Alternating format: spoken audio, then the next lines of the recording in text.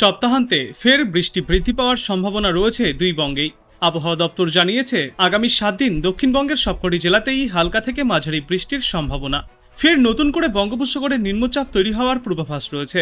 আগামী 24 ঘন্টায় সেই নিম্নচাপ তৈরি হতে পারে বলে মনে করছেন বিশেষজ্ঞরা, যার ফলে আগামীকাল থেকেই দক্ষিণবঙ্গে বৃষ্টির সম্ভাবনা অনেকটাই বাড়বে। আজ এবং আগামীকাল আপাতত ভারী বৃষ্টির পূর্বাভাস দেওয়া হয়নি দক্ষিণবঙ্গের কোনো জেলাতেই, তবে বজ্র বিদ্যুৎ সহ হালকা থেকে মাঝারি বৃষ্টির সম্ভাবনা রয়েছে। এদিন বজ্রবিদ্যুৎ সহ বৃষ্টির পূর্বাভাস রয়েছে হাওড়া, দক্ষিণ 24 পরগনা, পূর্ব মেদিনীপুর, বাঁকুড়া, বীরভূম এবং মুর্শিদাবাদ জেলায়। আজ অধিক বৃষ্টির সম্ভাবনা রয়েছে উত্তর ও দক্ষিণ 24 পরগনা, পুরুলিয়া, 2 বর্ধমান, মুর্শিদাবাদ এবং নদিয়াতে।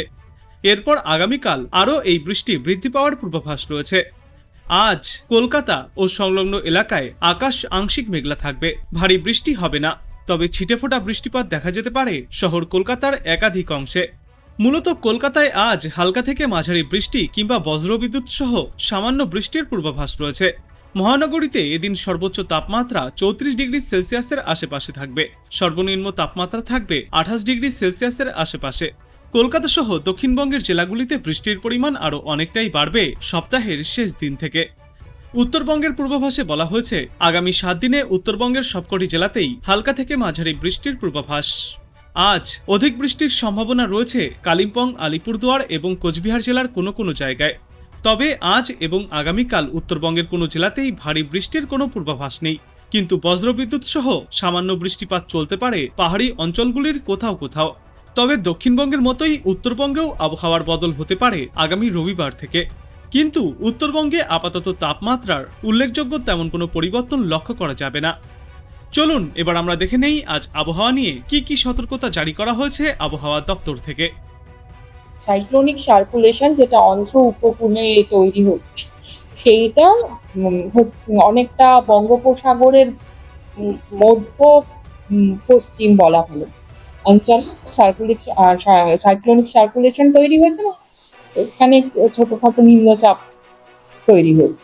এবার সেইটা আগামী দুদিনে নর্থে মানে আরো উত্তর দিক এগোতে থাকবে। আর এই এখন যে ওখানে তৈরি হয়েছে, আমাদের এখানে আপাতত বৃষ্টির পরিমাণটা কমে গেছে, সেটার মূল কারণ হচ্ছে ওই নিম্নচাপটা ওই বঙ্গোপসাগরে মানে অন্ধ্রপ্রদেশের উপকূলে তৈরি হওয়ার জন্য সমস্ত ময়েশ্চারটা ওই দিকে।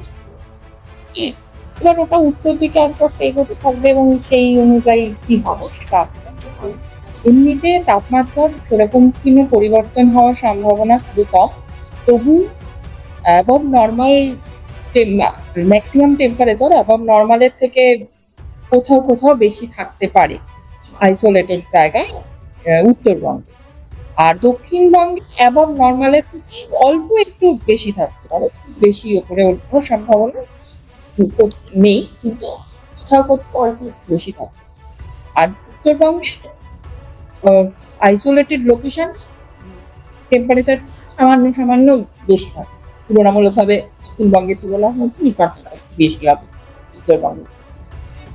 আর উত্তরবঙ্গে আজকে ভারী বৃষ্টিপাত, বজ্রবিদ্যুৎ সহ ভারী বৃষ্টিপাত হওয়ার সম্ভাবনা রয়েছে।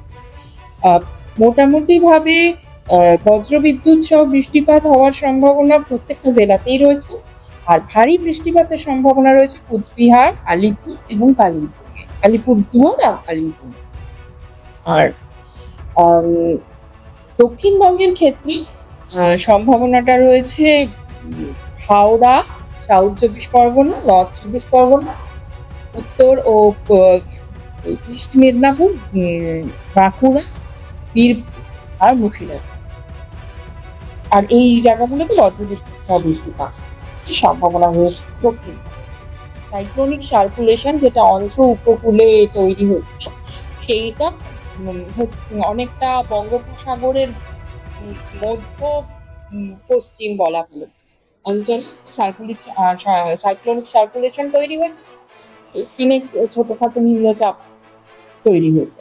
এবার সেইটা আগামী দুদিনে নর্থে মানে আরো উত্তর দিক এগোতে থাকবে।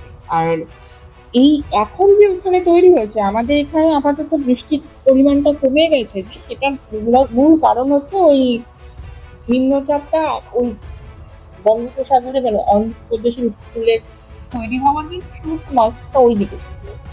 হ্যাঁ, এবার ওটা উত্তর দিকে আস্তে আস্তে এগোতে থাকবে এবং সেই অনুযায়ী কি হবে সেটা আসতে থাকবে। এমনিতে তাপমাত্রার সেরকম কোনো পরিবর্তন হওয়ার সম্ভাবনা খুবই কম, তবু above normal maximum temperature above নর্মালের থেকে কোথাও কোথাও বেশি থাকতে পারে আইসোলেটেড জায়গায় উত্তরবঙ্গে। আর দক্ষিণবঙ্গে অ্যাবভ নর্মালের থেকে অল্প একটু বেশি থাকে, বেশি ওপরে ওঠার সম্ভাবনা নেই, কিন্তু কোথাও কোথাও অল্প একটু বেশি থাকে।